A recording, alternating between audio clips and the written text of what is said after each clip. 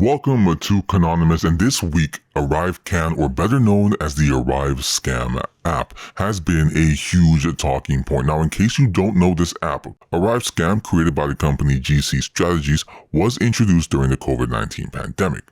It became mandatory as a way to screen inbound travelers to Canada for their travel and health-related information, including vaccine status. Okay, so this all really took off on Monday.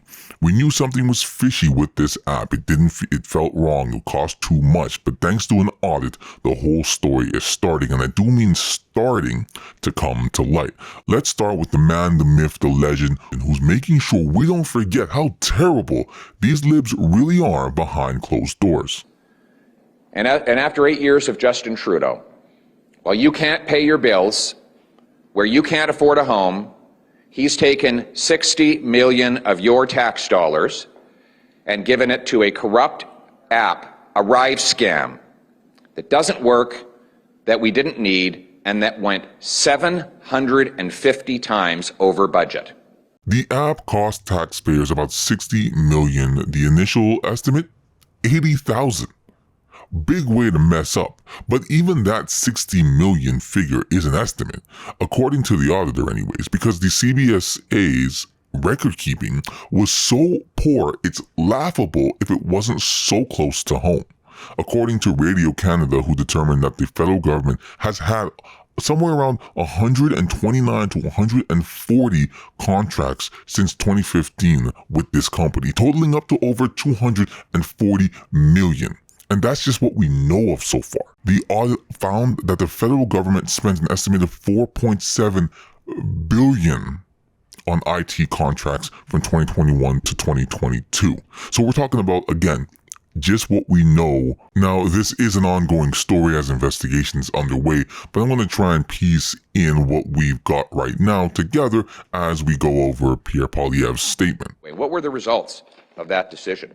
Well, we now know the results. ArriveScam costs at least $60 million, 750 times over budget. $12 million could be unrelated to ArriveScam altogether, even though it was paid out for that purpose. Money given to GC Strategies, we were told it was $9 million, then it became $13 million, and now they say it was $19 million. 18% of the invoices were submitted by contractors who lacked information to determine if expenses were related to ArriveScam. GC strategists were involved in writing the requirements for the very contract that they would win and profit from. Initial documentation leading to GC Strategies' first $2.3 million contract is missing. Average per diem costs, this is per person per day, were $1,900, far higher than the normal and still exorbitant $675 per person per day the Trudeau government normally throws out the window. I almost just threw up. I'm not even kidding. It's disgusting what I'm hearing right now. The libs, because I could blame Trudeau, but it's not all his fault. The entire Liberal cabinet has the money management skills of toddlers. And you know what? Most people in the world don't have good money management, but you guys aren't supposed to be most people. You're supposed to be a government leadership. You're supposed to be better than us so we can be led by you. And it's definitely corruption, but it's also just so pure stupidity. Because if you were corrupt, you might have at least cleaned up after yourselves well enough that it'd be harder to find this when everybody just kind of opens the book and looks at it. It's like, oh, this doesn't make any sense. When it's the first page, it doesn't make any sense. Take it in that GC Strategies was taking public servants out for whiskey tastings and luxurious evenings. It's wild, corrupt stuff. The newly released report found that departments and agencies involved with ArriveScam clearly breached government procurement policies in several ways. But documents from contractors were so incomplete that it wasn't possible to accurately assess the cost of the app from those documents. What? 10,000 travelers were wrongly quarantined by Trudeau's ArriveScam app. Single mothers, who couldn't go to work because they got notice that they had to be quarantined. They weren't able to pay for their children's food because their wage was canceled by an app that locked them in their home, unable to work, and wrongly and unjustifiably so. Like, this company, if it can even be called that, it's also just kind of all over the place on the map. So one of the addresses linked to the company is listed in the business directory, leads to a bungalow in Ottawa, while a second address leads to a law firm. No one is doing any due diligence, just nobody doing anything at all. Similar to what happened in Parliament with the, I'm not going to say what kind of guy he was, or, yeah, is. But, you know, he walked into Parliament and some speakers, one speaker got fired for it. And people want to vote for this guy again, though. Like jumping back over to just how horrendously stupid this all is.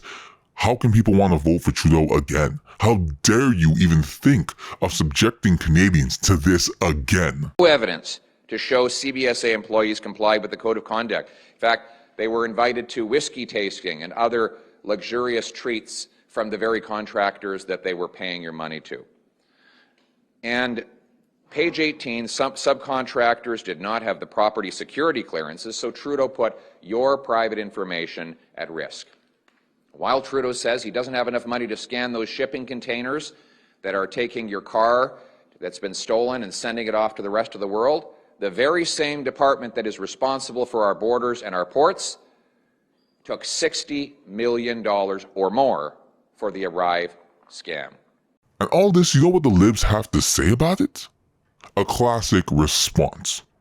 Add more rules, more oversight mechanisms, and more internal processing to prevent more scandals. Fool me once, ... This is an old pattern that pretty much will ensure that failures like ArriveScam will happen again. And I'm sure tons more have. Well, actually, we know tons more have because they keep having scandals every other week anyways. Pierre Poilievre wrote to the RCMP this week to request an expansion of its investigation. And you can be sure this one's going to be a juicy scandal. It's already starting off horribly disgusting. I'm disgusted and I can't look away. Showing not just recent negligence, but dating all the way back to the start of Trudeau's election. Nail in the coffin, this guy's got to be done. I will continue to cover this story, and you can be sure there's a ton to come. I already have to make another video on the libs' reaction to this, but for now, like, comment, subscribe, and come back for more.